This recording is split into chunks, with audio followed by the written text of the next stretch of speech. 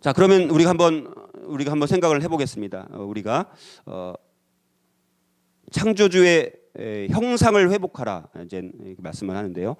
우리 여기 보면 창세기 1장 1절 또 여기 보면 여러분들 하나님께서 인간을 창조하시면서 우리에게 과연 기대한 것은 과연 뭘까? 이런 것들을 한번 묵상을 해보면 사실 하나님께서는 무에서 유를 창조하신 분이죠.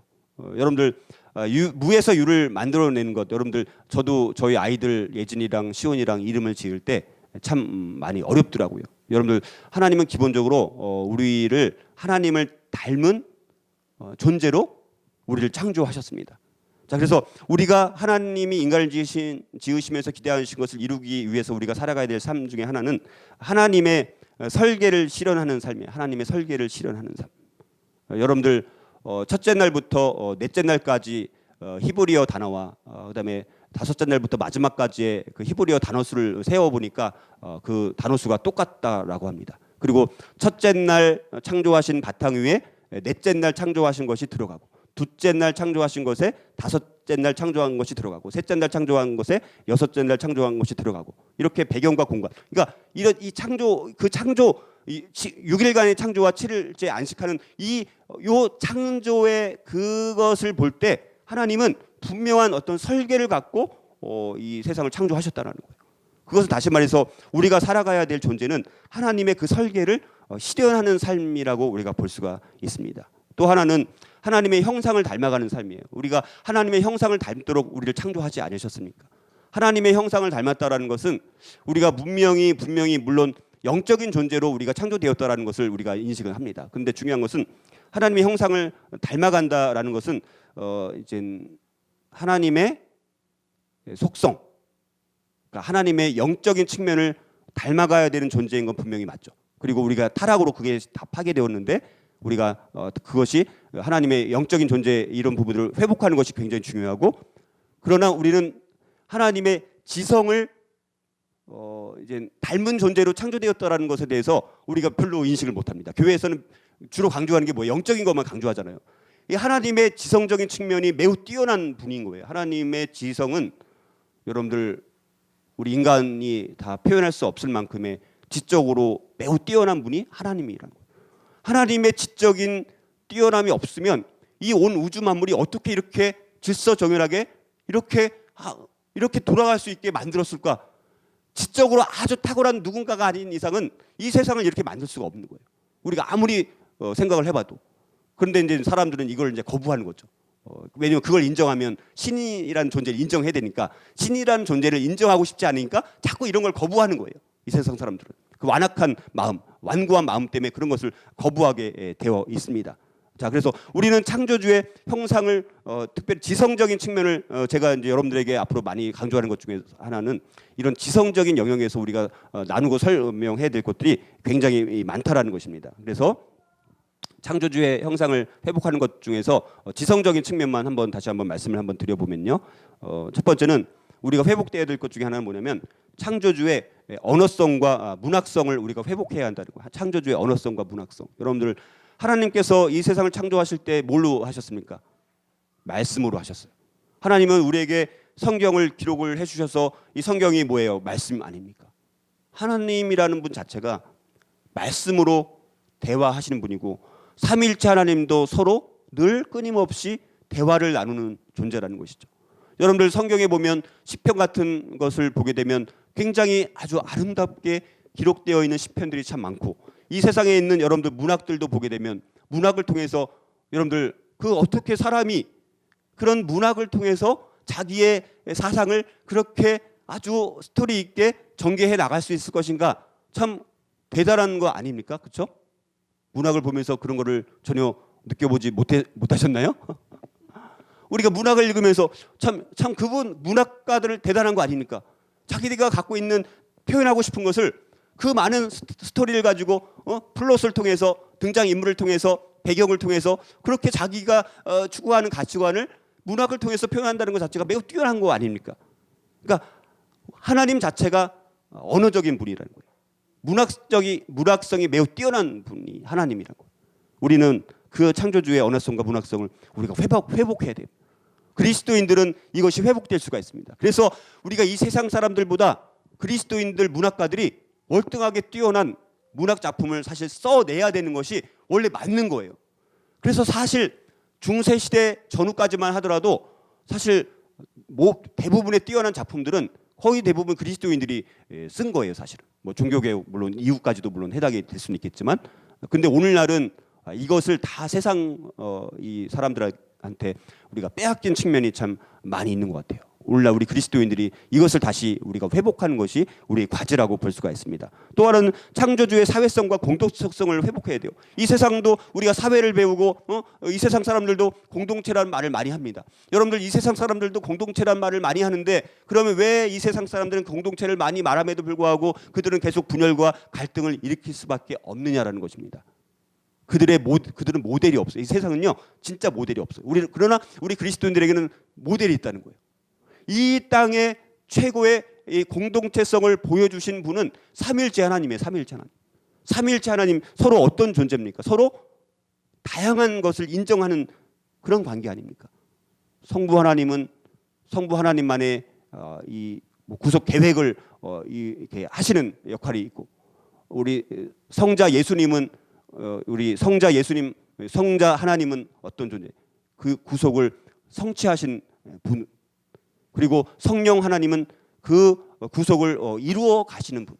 다 다른 역할들이 있습니다. 그러나 그것들을 서로 존중하고 서로 높여줍니다. 나는 성부 하나님이니까 성령 너 하나님 나보다 좀 못한 존재니까 너는 그것만 해. 이런 개념이 아니라 서로 존중하고 서로 예찬하는 관계. 삼위일체 하나님의 관계는.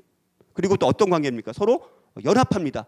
너는 너대로 해, 나는 나대로 해. 그것이 아닙니다. 삼위일체 하나님 자체, 삼위일체라는 말 자체 안에 연합이란 말이 있는 것처럼 서로 연합하는 존재인 거예요. 서로 또 내주하는 관계성입니다. 성부 하나님, 성자 하나님, 성령 하나님 서로 내주하는 관계, 서로 침투하는 관계. 그리고 상호 어떤 사랑의 사귐으로 충만한 관계. 또 상호 또 종로로 타는 섬기는 그런 관계. 자, 우리의 공동체의 모델은 삼위일체 하나님은 완벽한 공동체의 모델을 보여주는 분이 삼위일체 하나님이라는 거예요. 우리는 그 분명한 모델이 있다는 거예요. 그 삼위일체 하나님의 그 관계처럼 우리 그리스도인들도 그런 관계를 맺어 나가는 것이 우리가 추구해야 될 공동체의 이상적인 모습이라는 거예요. 우리가 이런 걸 통해서 우리가 이 공동체성, 그러나 세상이 말하는 공동체성은 답이 없습니다. 그다음에 창조주의 예술성을 회복해야 됩니다. 참 여러분들 이 자연을 바라보면 너무 아름다운 것이 참 많지 있지 않습니까? 또 우리 인간이 만든 수많은 조각이라든가 수많은 그림이라든가 이걸 보면 어찌 그렇게 아름다운 것이 많은지, 이 세상은 우주 만물을 바라볼 때 얼마나 멋진지, 하늘에 별들이 이렇게 날씨 좋은 날 밤에 이렇게 아름다운 별들이 이렇게 떠져 있는 걸 보고, 또 이 세상을 우리가 산천초목을 바라볼 때 얼마나 아름다운지 몰라요. 창조주의 우리가 예술성을 회복해야 되는 거예요. 이것이 다 파괴되어졌습니다. 근데 이것들을 다시 회복하는 역할이 우리 그리스도인들이 해야 되는 역할이라는 거예요. 그리고 창조주의 음악성을 회복해야 돼요. 창조주의 음악성. 우리가 유명한 작곡가들의 음악이라든가 또 우리가 아주 히트했던 곡들의 악보를 보거나 또 새들의 울음소리를 듣거나 아니면 우리가 시냇물이 흐르는 그런 소리를 듣거나 이렇게 할 때 그 주파수를 분석을 해보니까 그 주파수를 분석을 해보면 굉장히 매우 질서정연하게 주파수가 가다가 중간중간에 아주 의외성이 또 중간중간에 있으면서 그 소리가 우리 사람들로 하여금 굉장히 듣기 좋은 소리로 만들어 가게 되어져요. 그러나 이 세상의 음악, 락 음악 같은 경우를 보게 되면 주파수가 매우 불규칙적입니다. 그러니까 굉장히 그것들이 변화가 너무 주파수가 크고, 그래서 락 음악, 이 세상을 음악을 들으면 짜증이 사실 유발되는 거예요. 짜증. 근데 사람들은 그것이 스트레스가 해소된다라고 착각하는 경우가 많아요. 그러니까 사람들이 점점 아주 더 이제 파괴적이 되어지고 또 공격적이 될 수밖에 없습니다. 이 세상에 있는 음악들을 계속해서 듣다 보면. 그러나 우리가 좋은 음악, 하나님께서 창조하신 그 소리대로의 소리를 듣게 되면 우리가 아주 평온하고 고요하고 마음이 정제되어지는 그런 것을 들을 수 있어요. 그래서 우리가 음악도 여러 음악들이 많이 있는데 우리가 그런 음악, 어떤 음악을 듣느냐에 따라서 우리가 우리의 그 이런 정서적인 부분이 매우 달라질 수 있다는 것을 우리가 한번 생각해 볼 수가 있습니다. 그리고 창조주의 과학성을 한번 회복해야 된다는 것이죠. 이 세상에 이런 것들을 관찰하고 이렇게 해보게 되면 얼마나 이렇게 과학이 갖고 있는 특성 중에 하나는 뭐냐면 이 정직성이 있어요. 과학은 이 세상에 있는 것들을 보게 되면 정직합니다. 과학은 정직성이 있는 학문이에요. 또 하나는 정확성이 있는 거예요. 과학은 정확성이 있어요. 매우 치밀한 정확성을 갖고 있어야지 되는 게 과학 아닙니까? 그리고 반복성입니다. 반복해요. 그리고 단순성이 있습니다. 이 과학. 그래서 이 세상 만물을 창조한 것에 대한 이 과학적인 측면들을 우리가 회복해야 되는, 얼마나 하나님께서 과학적으로 이 질서정연하게 이 세상을 만들지 않았으면요, 우주와 뭐 다른 행성이랑 이미 부딪혀서 초전박살 났을 거예요. 이미 우리 이 세상에는 이런 우리 생물 이 존재가 아예 불가능한 겁니다. 근데 아주 너무 일정하고 반복적으로 과학적으로 치밀하게 이 온 우주 만물이 다 이렇게 행성들이 다 돌아가는 거, 참 이게 어떻게 우연히 이렇게 우연으로 될 수 있다는 거는 여러분들 불가능한 거잖아요. 어떻게 이 세상에는 많은 그런 별들, 이런 행성들이 다 그렇게 자동적으로 질서정연하게 한치 오차 없이 돌아갈 수가 있겠어요? 그거는 누군가 창조하지 않았으면 그것은 일어날 수 없는 일이에요. 그거는. 근데도 그것을 인간의 고집과 완악한 이 강력한 마음이 있다 보니까 그것들을 인정하기 싫은 거 아닙니까? 자, 그다음에 창조주의 수학성을 회복해야 돼요. 수학성. 우리 수학에 있는 수많은 방정식이라든가 수많은 공식들 있지 않습니까? 그런 공식들이 그냥 어떻게 나왔을까?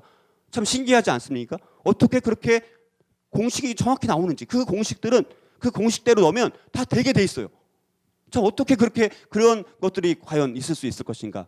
수학을 통해서 우리가 이런 질서를 우리가 한번 볼 수가 있다라는 것이죠. 그리고 우리가 저는 때로는 우리가 운동하는 것도, 창조주 하나님은 운동하시는 분이에요. 가만히 계신 분이 아니죠. 늘 일하시는 하나님이라고 하지 않습니까? 나도 일하니 하나님께서 일하시니 나도 일한다. 이런 말씀 예수님께서도 하신 적 있지 않습니까? 자, 그래서 운동을 통해서도 저는 이 운동을 내가 하는데, 여러분 운동을 하는데 나는 여러분들이 그냥 운동을 하는, 대부분 운동을 하잖아요. 그러나 운동 안에도, 스포츠 안에도 성경적인 하나님의 뜻이 담겨져 있다라는 거예요. 우리가 하는 모든 일들에는 그런 뜻들이 다 담겨져 있습니다. 이것들을 발견해 나가는 거예요. 제가 한번 몇 가지만 정리를 한번 해봤는데, 첫 번째는 제한적으로 운동을 통해서 의미와 만족과 일체감과 웃음과 재미를 줄 수 있어야 돼요. 그렇죠? 여러분들 우리 이제 특별히 엄마들은 남자아이들, 여기 남자아이들 든 엄마들이 별로 없는데 우리 남자아이들이 막 운동을 좋아하거나 이러면 좋아해요, 싫어해요? 엄마들 대부분이 별로 안 좋아해요. 자기가 안 좋아하니까.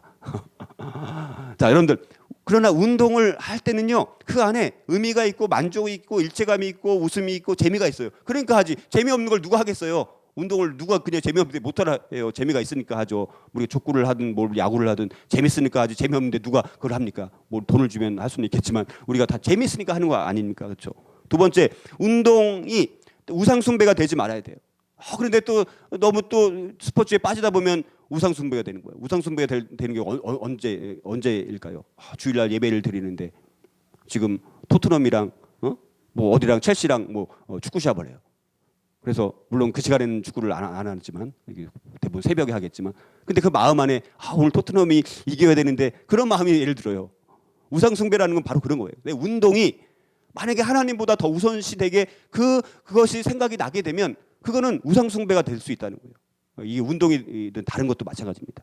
내 마음을 하나님께로 향하는 것에 빼앗기게 만들게 된다면, 스포츠를 통해서 만약에 그렇게 되면 그거는 우리가 조심해야 되고 경계해야 될 내용이라는 거예요. 세 번째, 운동을 통해서 인내와 용기와 자기절제와 겸손과 팀워크 같은 이 덕을 함양시킬 수 있다는 거예요. 그것은 팀으로 함께 뛰면서 경험을 하는 것이지 혼자서는 경험이 안 되는 거예요. 같이 뛰면서 그 안에 팀워크라는 것이 생깁니다. 아무리 개인기가 뛰어나더라도 팀워크가 안 되는 팀은 우승을 못하게 되어 있어요. 근데 개인기는 별로 뛰어나지 않은데 팀워크가 뛰어난 팀은 우승할 확률이 많더라고요. 우리의 삶도 마찬가지입니다. 우리 그리스도인들이 만약에 개인기만 가지고 살아간다면 그것은 그 뛰어난 교회의 공동체가 되지 못하지만, 뛰어난 개인기가 별로 없을지라도 그 공동체가 이렇게 팀워크를 강조하는 공동체가 될 수 있다면 그것은 좋은 거예요. 그러니까 이런 운동을 통해서 그런 거를 우리가 배울 수 있다라는 것입니다. 네 번째는 스포츠 또한 그리스도의 주권, 모든 것은 다 주권에, 주님의 주권에 복종해야 된다는 거. 다섯 번째, 운동은 영적인 목적을 섬기기 위해서 선하게 사용되어지는 거예요. 여러분, 운동을 우리가 하는 목적 중에 우리가 내가 튼튼한 건강한 내가 육신을 만들어 가지고 내가 하나님 나라를 위해서 내가 더 잘 쓰임 받기를 위해서 운동해야 한다면 운동이라는 것이 얼마나 거룩한 일이 되겠어요. 그렇죠. 내가 단순히 이렇게 튼튼한 몸을 만들기 위해서 운동하는 개념이 아니라 내가 더 건강하게 내가 내 몸을 하나님께서 만든 성전이니까, 내 몸이 성전이니까 그 성전된 몸을 내가 잘 관리하고 건강하게 만들면 내가 더 하나님 앞에 더 튼튼하게 내가 쓰임 받을 수 있지 않을까라는 그런 마음으로 운동하는 것과는 그냥 하는 것과는 차원이 다르다라는 거예요. 여섯 번째는 하나님께서 스포츠 또한 창조하셨다라는 창조 교회를 통해서 하나님을 영화롭게 해야 한다라는 것입니다. 그다음에 결론적으로 운동을 통해서 하나님께서 주신 몸에 대한 청지기로서의 삶을 살아야 돼요. 여러분들, 우리가 운동 안 하는 것도 죄인 것 같아요. 제가 보니까. 왜냐하면 우리 몸을 통해서 우리 몸이 주님의 청지기잖아요. 잘 관리하도록 우리에게 우리 몸을 청지기로서 우리가 관리하는 것이 굉장히 중요합니다. 그러니까 우리가 꾸준하게 운동하는 것도 그래서 우리가 중요하다라고 볼 수가 있습니다. 마지막으로 세 번째는 축복의 근원이 되는 삶이에요. 우리가 인간을 지으시면서 기대한 것은 축복의 근원이 되는, 우리 삶을 통해서 축복의 근원이 되는, 우리를 통해서 다른 사람들이 복을 받는 삶. 우리가 이제 만물을 다 정복하라고 말씀하시지 않았습니까? 자, 그것은 이 세상을 더 좋은 세상으로 만들라는 의미예요. 그리고 그 좋은 것들을 다음 세대에게 계속해서 계승하라는 그런 말씀입니다. 우리는 바로 축복의 근원이 되는 삶을 살아가야 되는 존재라는 것이죠.